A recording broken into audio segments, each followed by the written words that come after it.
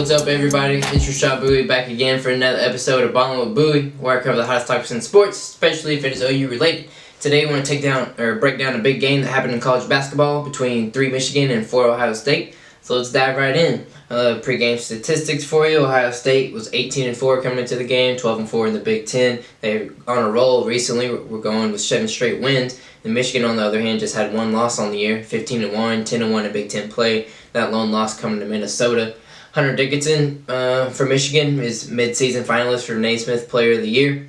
First top 5 matchup in this historic rivalry in history. They've never had a top 5 matchup until this game. And coming into the game, they were both projected 1 seeds. So you got 2 1 seeds in the Big Ten. That's why a lot of people argue that Big Ten/Big 12 are arguably the best conferences in the NCAA. But Big Ten, they have potentially 2 1 seeds in their respective conference.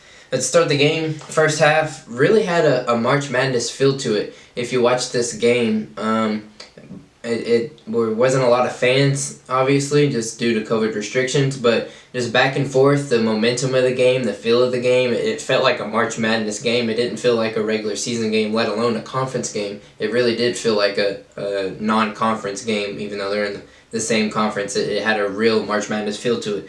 But anyways, jumping into the game, Dwayne Washington for Ohio State, he had 10 points in the first 9 minutes. He came out real hot. They couldn't stop him, particularly from 3. And both teams shot the 3 very well in the first half and throughout the game for the most part. But both teams, like I said, they lit it up in the first half. Neither team was missing shots.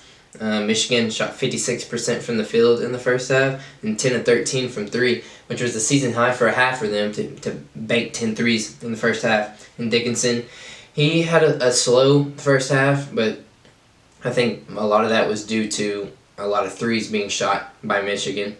They didn't really go inside too much, but even without his role, they still were able to control the game for the majority of the half, even though it never was a really big lead for him.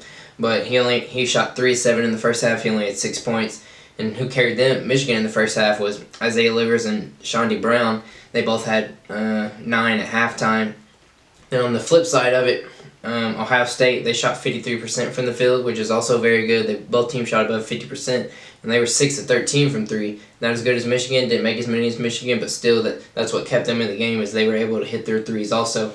And Washington ended up having 12 at half after the hot start, kind of slowed down a little bit. And then E.J. Liddell, he had 14 at half, which he averages 15 a game usually, which he in the most recent games, he's put up more than 15, but that's what he's averaging on the year. But Michigan, what really kept them in it was they had all 9 players score for them in the first half. If they touched the court, they scored at least 1 bucket. But that gave them a 45-43 at half. It was a really good first half, probably the best first half of basketball I've watched. I mean, like I said, it had a real March Madness feel to it. You go to one end, they just hit a 3, and then you go back and they answer with a 3. It never was too big a lead for either team. The largest lead of the game was 6 in the first half, and that was Michigan's lead. When you jump to the second half, Michigan kind of came out stagnant, not as hot as they did in the first half. They started the second half 1 of 6 from 3, 5 of 12 from the field. Then Ohio State, they shot the ball decent, and they shot 8 of 14 to start the half, but that allowed them to gain a 65-61 lead about midway through the second half. But that lead didn't hold up for very long. Like I said, it was a back-and-forth game all game. There was 5 ties and 5 lead changes in the first half, and that continued in the second half. A lot of lead changes, a lot of ties. But Michigan was able to climb back in, reclaim that lead. They held an 80-76 lead with about 2 minutes left and was able to hold off Ohio State from that point on. They didn't relinquish the lead after that. Once that 2-minute mark hit, there was just a lot of fouling, just trying to play the free throw game for Ohio State, which it almost worked for them. I mean, they were able to crawl back in, kind of get it close at some point. But Michigan, they were able to hit the majority of their free throws and just keep Ohio State out of it, even though they were going to the other end and hitting a couple threes.